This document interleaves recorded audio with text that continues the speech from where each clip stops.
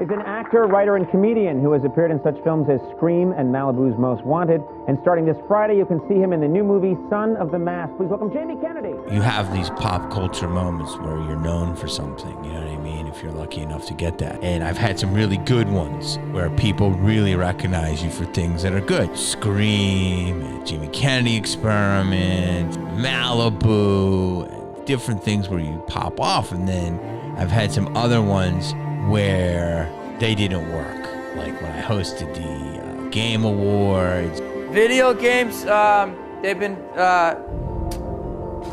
where are my jokes? I tried my own New Year's special. God bless you, and we'll see you in 2024. Good night. Bye.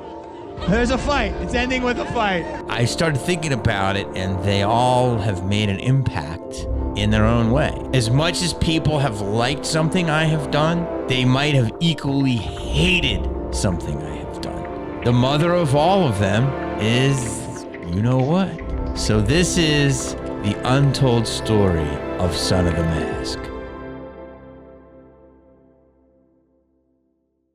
Where to begin?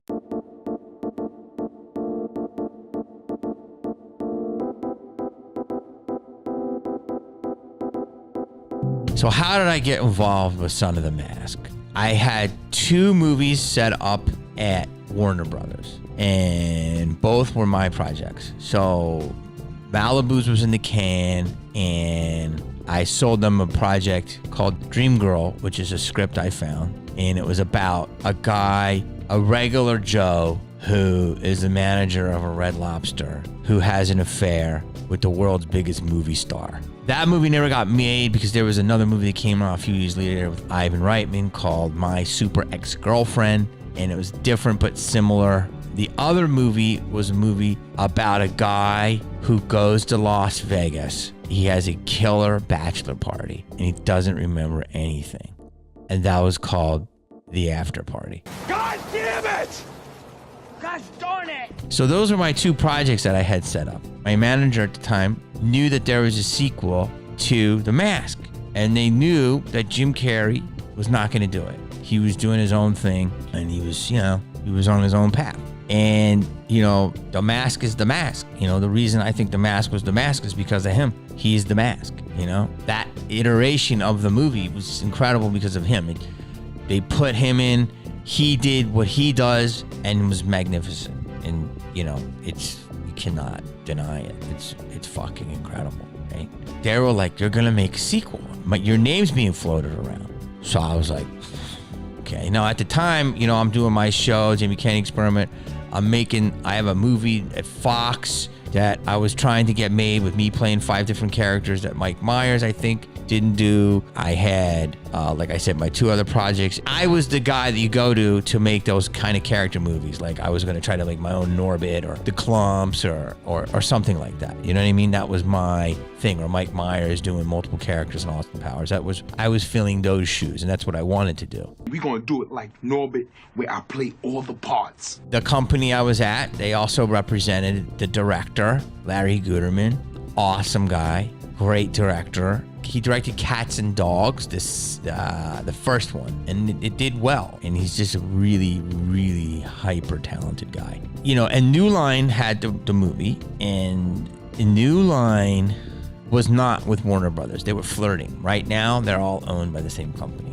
I met the director, had a great meeting with him, and I had one of those moments in a meeting where I was like, well, if I was going to do that, I would do something like this, or I would do something like that. And I said something, and I just did a character for him, and he died laughing. He's like, oh, I can see that. Oh. And he just died like a sweet guy. He just cried laughing. My manager called me. He's like, he loves you. He thinks you're the guy for this. They're still developing it. I was like, okay, well, put it on the plate. We'll see, right? Cut to, that was like, probably 4 months before Malibu's came out. And Malibu's came out, and that's like what I consider like my first baby single, or double. It's like a low cost movie with you as the solo star. You made your budget back in the first weekend. So the movie at the box office, made triple what its budget was. Boom, he's now in the game. You know what I mean? I was now just not the Scream guy anymore. I was the TV guy. I was like, what's up with this guy, Jamie Kennedy? What's up with him? And then I started taking meetings. It was the first time I ever got an offer.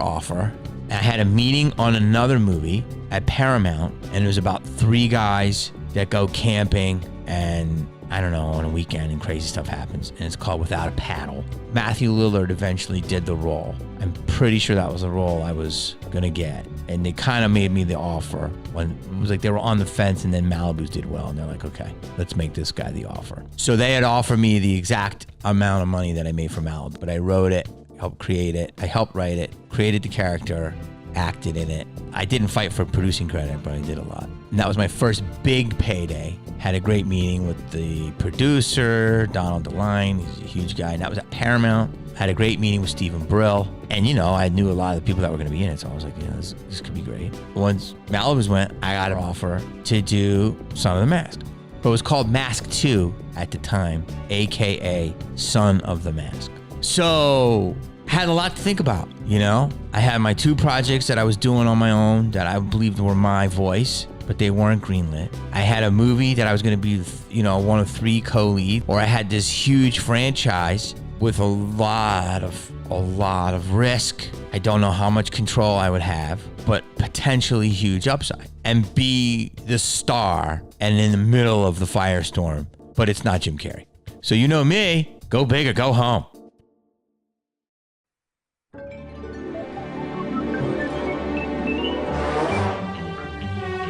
All I can say is, what were we thinking? So boom. I don't even want to name all the actors that were up for this movie.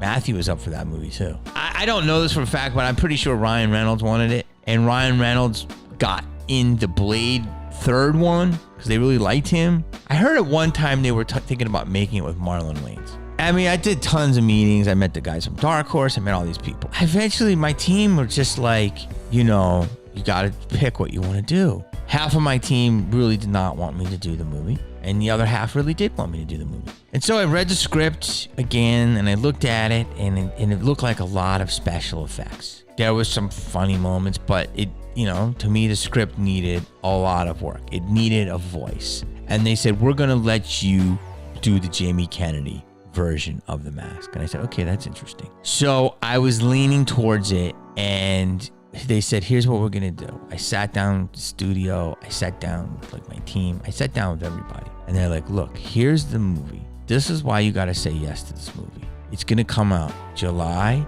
4th of 2004. Okay? You're going to go to Australia for 6 months, and you're going to shoot this movie. You're going to be the star of this movie in the sequel to one of the biggest comic book franchises ever. You're going to be on sides of buildings, and you are going to be the successor. And we're going to put $100 million of marketing into it. You're going to have to sign them for sequels. Going to be $1 million for the first movie, $5 million for the sequel, $10 million for the next movie after that. And they were already like telling me how they're planning them out. And I'm like, okay. And I'm still holding my own. Like, I'm still like... Jamie in the beginning was, I guess you'd say, very nervous. He was very nervous. Like I said, half my team was like, you gotta do this. And the other half is like, do you really want to go down that road? Those are big shoes to fill. And I'm like, I know, we have to make it that it's my own show. We can't. It's just The Mask has a new adventure, right? And at one point, I was really thinking, I want to be the Loki character. That'll be less pressure and get like a straight guy to be like The Mask. Because essentially in The Mask, I play the straight guy, and then he gets crazy when he gets The Mask. But one of the problems in the movie is that I never got to be all what I am, and people say all this shit about me, but it's like, you ever watch my show, I can do the shit. So it's just a matter of I wasn't getting to do what I do. So I thought if I can just be Loki, who's just fun all the time, and let someone else be the quote unquote lead, I'll be the co-lead, I'll still get the hit, but bounce. You know what I'm saying? Eventually, I was just thinking it's just too much pressure, and I don't know if I can make it my own. And I was feeling good about my projects. So I kind of said no. They were like, are you saying no?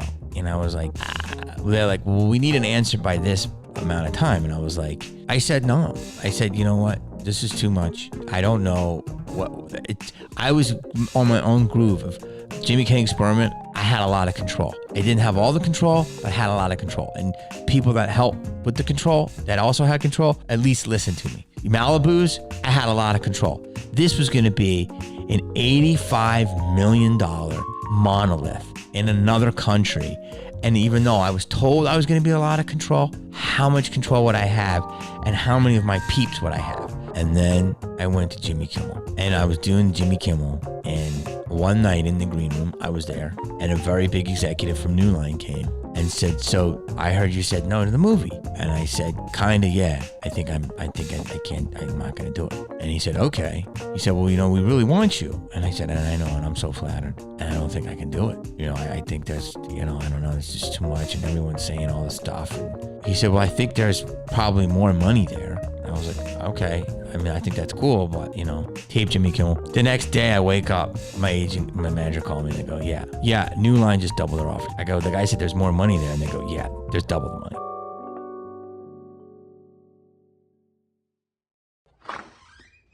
Honey, I'm home. So now I'm getting double the biggest offer I ever got.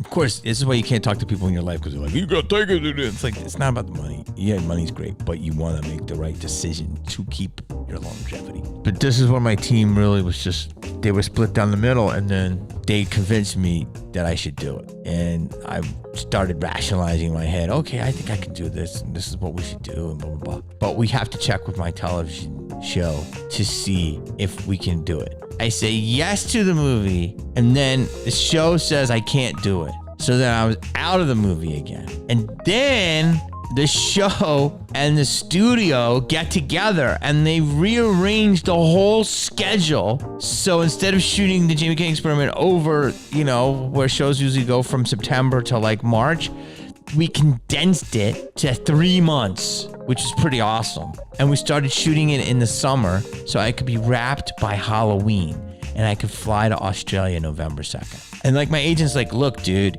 you're gonna fucking shoot the show in the summer. You're gonna be done by Halloween. You have 3 months. You're gonna get paid a whole seasons of shows in 3 months." They ordered 2 extra episodes. You're gonna shoot 3/4 of your show around the country. That's what we did. So we did episodes in Philly. We did them in fucking Miami. We did them in New York. We did them in Texas. And it was like a traveling prank show. It was awesome. And they're like, "And then you're gonna go to Australia for 5 months. You're gonna sing, you're gonna dance, you're gonna sword fight, you're gonna do all this stuff, animal training, working with children, all these different things, and you're gonna fucking get paid a lot of money, and you're gonna fucking be the star of this massive franchise. And then you're gonna get a sequel, and then you're gonna get another sequel. And then from that, we're gonna bring in an action comedy, and then after that, you're gonna do a romantic dramedy, and you're gonna boom, and by the time you're fucking 38 years old, you're gonna be making $20 million plus 20%. Well, that didn't quite happen. Well, that was part 1, guys. Make sure you check out part 2. Thank you so much for watching. Please, if you like this episode, give it a little thumbs up. And if you want to hear more of these stories, please just hit that subscribe button. And want to be notified, hit that bell. That bell will help. Thanks, guys.